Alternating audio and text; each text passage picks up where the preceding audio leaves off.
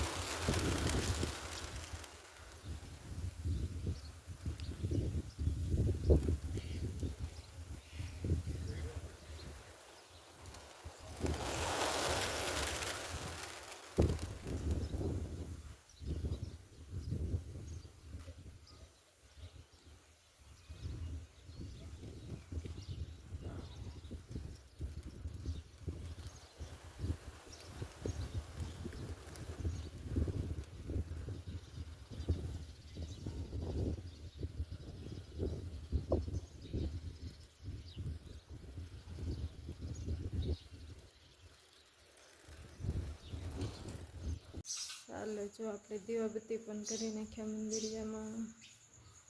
ને આજ તો જો 2 ફૂલ ખીલાતા ગુલાબના, તો 2 ફૂલ પણ મંદિરિયામાં ચડાવી દીધા. એક જો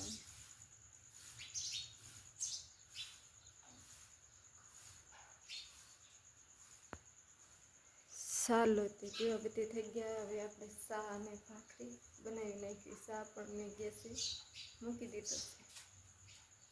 જો અહીંયા ચા થાય છે રસોડામાં. ગેસે ચા મૂકી દીધી.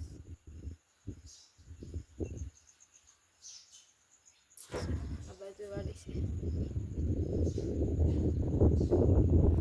બારી ખોલીને એટલે પવન આવે છે. બારી નહીં ખોલવાની.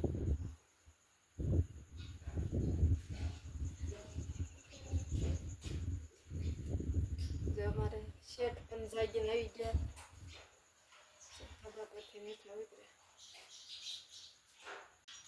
જો જાગી ગયા અને મોઢું ધોઈ વાળ્યું અને જો ચા પીવા મળી ગયા. અમારે જાગીને ચા જોઈ. આમાં ડાળી તો આમ ઓલી રાખો થોડીક શેટી છે. તો જો આ બાજુ અમારે ભાખરી મેળા છે તે દીદીને બનાવવા.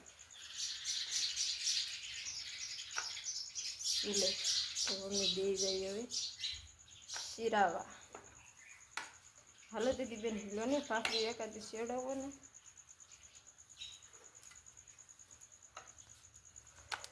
તો હાલો આપણે બે જઈએ શિરાવા. શિરાવા ચુકુભાઈ 2 સાલા લેતા આવજો. અને પેલી ભાખરી સડસ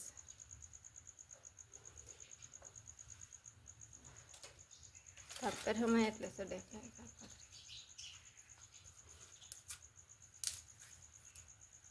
તાપ ધીમો ધીમો થાય ને એટલે સડે નહીં.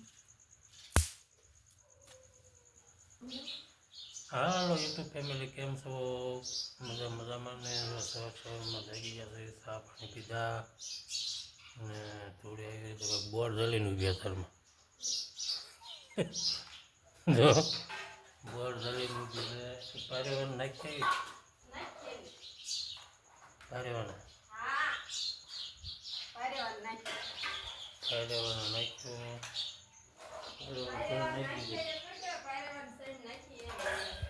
સાઈડ નાખી દીધી.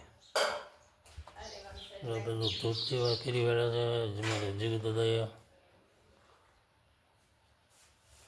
ઘંટી ચાલુ કરી છે. પારેવાને નાખ્યું.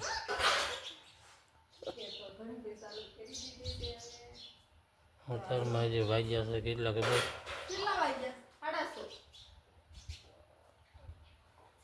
દેખાય 9:30 વાગ્યા.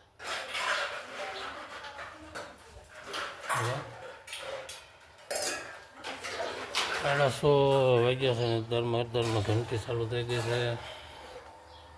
જો શું છે બધું હે જો દોડતા ઘોડા એમ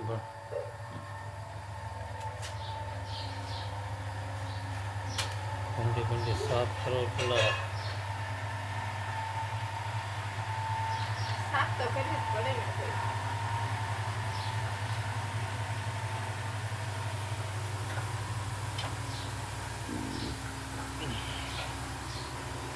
ચાલો તો હવે ઘડી કામે બે દેવી કેમ કે લાઈટ બહુ વહી જાય વહેલા જવું એવું છે. તો એ લાઈટ વહી જાય એટલે વહેલા જાગી બેસવું પડે ને. લાઈટ વહી જાય એટલે વહેલા જવું પડે. એ માતાજી.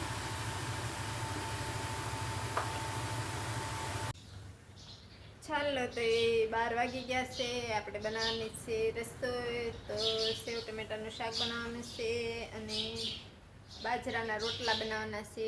તો વાગ્યા છે કેટલા? જો 12 વાગી ગયા છે. 12 ઉપર થઈ ગયું છે, 12 થઈ ગયા છે. તો આપણે ચાલો કળીનું શાક વઘારી નાખીએ. મેં તેલ પણ મૂકી દીધું છે અને જો આમાં તેલ મૂકી દીધું છે અને અહીંયા ટમેટા મોળી નાખ્યા છે.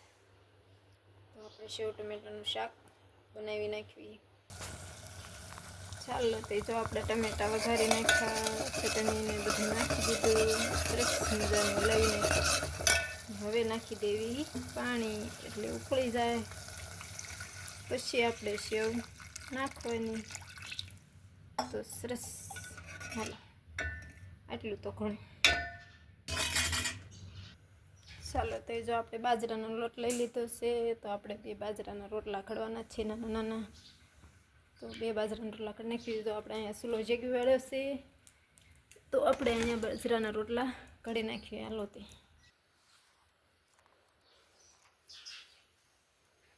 ચાલો તો એક રોટલો બની ગયો બાજરાનો સરસ. તો આપણે જો બાજરાના રોટલા બનાવવા બેસી ગયા છે. 2 રોટલા બનાવવાના છે, એક બની ગયો અને એક હવે બનાવવાનો છે. તો જો આવા રોટલા થાય છે બાજરાના. એક રોટલાનો લોટ જાય પડ્યો છે એટલે એક રોટલો હજી ઘડવાનો છે. 2 રોટલા ઘડવાના છે અને થોડાક બનાવવાના છે ઘઉંના. હાલો તો એક બીજો રોટલો બનાવી નાખવી તો અમારે નિશાળી આવી જાય. ચાલો તો 2 રોટલા બની ગયા. એક તાવડીમાં છે અને એક ડીશમાં છે. તો 2 રોટલા બની ગયા. બપોરા કરવા આવી બેસી.